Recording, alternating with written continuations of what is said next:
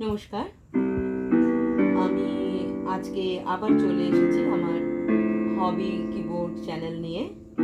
আমি এর আগে যে দুটো ভিডিও করেছিলাম, আশা করি সেই দুটো ভিডিও আপনাদের কিছুটা হলেও হেল্প করেছে যারা অনলাইনে কিবোর্ড শিখছেন।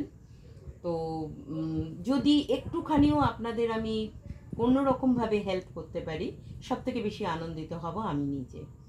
তো আপনাদের এর আগে আমি আইডিয়া দিয়েছিলাম অক্টেভ সম্পর্কে, স্কেল সম্পর্কে। আমি দুটো স্কেল আপনাদের শিখিয়েওছিলাম, একটা সি শিখিয়েছিলাম আর একটা শিখিয়েছিলাম ডি। তো আজকে আমি আপনাদের ই স্কেলটা সম্পর্কে একটু ধারণা দিয়ে দেব। তার সঙ্গে আমি এই যে কর্ড কর্ড ব্যাপারটা কিভাবে হয়, কোনটা কোনটা টিপলে কোন কোন কিগুলো হ্যামার করলে একটা পার্টিকুলার কর্ড আসে, কোনটা ভুল হলো কোনটা ঠিক হলো, কি বেসিসে আমরা এরকম করি, এইগুলো সম্পর্কে আমি সামান্য একটু আইডিয়া দেবার চেষ্টা করব। আচ্ছা, ফার্স্ট আমি বলছি, আমাদের এই যে 8টা নোট বা 7টা নোট ইনক্লুডিং সি 8টা হয়, এটা কিন্তু অ্যাকচুয়ালি 8টা নোট না, এর মাঝে কিছু ব্ল্যাক কিজ থাকে, আমি আগের ভিডিওতে আলোচনা করেছিলাম। তো আমি সেইভাবে কাউন্ট করলে দেখতে পাবেন 13টা নোট আসে।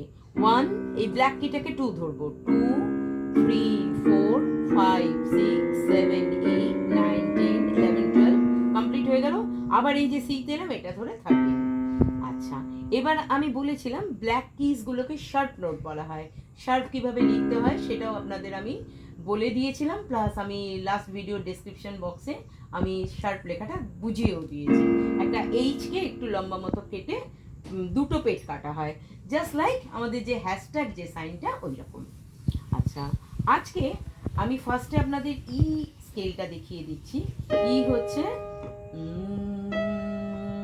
আপনি যে অক্টেভ থেকেই নিন না কেন, ই হচ্ছে, আমরা ফার্স্ট করেছিলাম সি এখান থেকে, তারপরে ডি এখান থেকে করেছিলাম, নেক্সট নোট হচ্ছে ই। কেন সি স্কেলে আমরা যখন মুখস্থ করেছিলাম C D E F G A B C এটা করেছিলাম, তো এবার প্রত্যেকটা থেকেই তো একটা একটা করে স্কেল হয়। আজকে ই স্কেলটা নিয়ে আমি একটুখানি আলোচনা করছি, কিন্তু এটা আপনাদের অবশ্যই নোট ডাউন করতে হবে, কেননা এই জিনিসটা ঠিক প্রপারলি লিখে না রাখলে আপনারা কিন্তু পরে বাজাতে পারবেন না। আচ্ছা, আমি ফার্স্টে বলছি, আপনারা আগে লিখে নিন।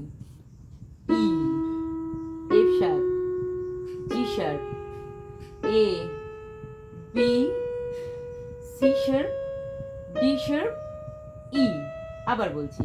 আচ্ছা, আপনি কারা কতটা ফলো করলেন আমি জানি না, আমি কিন্তু খুব ভুলভাল ফিঙ্গারিংয়ে বাজিয়েছি। এবার আপনাদের কিন্তু ভুলভাল ফিঙ্গারিংয়ে বাজালে হবে না, আপনাদের প্রপার ফিঙ্গারিং সেই 1 2 3 4 5 সিস্টেমেই চলবে। কীরকম?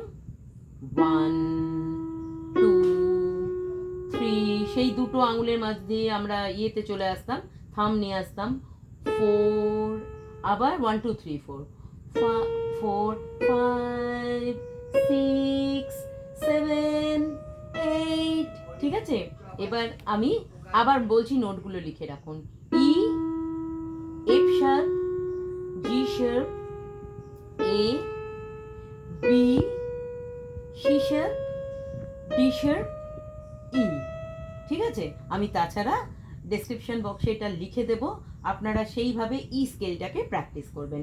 আমি আরেকবার বাজাচ্ছি, F G A, F G A, sorry, F G A, B C D E হলো, এফ জি, থাম নিলাম এখানে, A B C D E, এটা হলো আমাদের ই স্কেল। তাহলে আমাদের total C D E scale শেখা হলো।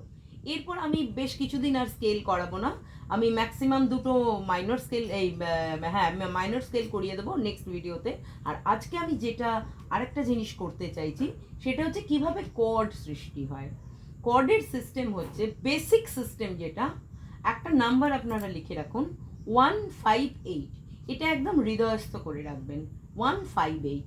এবার কিভাবে হচ্ছে 158, ধরুন আমি সি থেকে শুরু করলাম, 1 2 3 4 5, তাহলে 1 পেলাম, 5 পেলাম, 6 7 8, তাহলে 1 5 8। এই 158 হচ্ছে আমাদের সি মেজর কর্ড। আমাদের কিবোর্ড শিখতে গেলে ফার্স্ট আমরা যে কর্ডটা শিখি সেটা হচ্ছে সি মেজর। এটাও লিখে রাখুন, সি মেজর। কি কি নোট লাগছে? সি জি, সি ই জি, সি ই জি, এই তিনটে একসাথে বাজলে যে সুরটা বেরোয় সেটাকে বলা হয় সি মেজর কর্ড।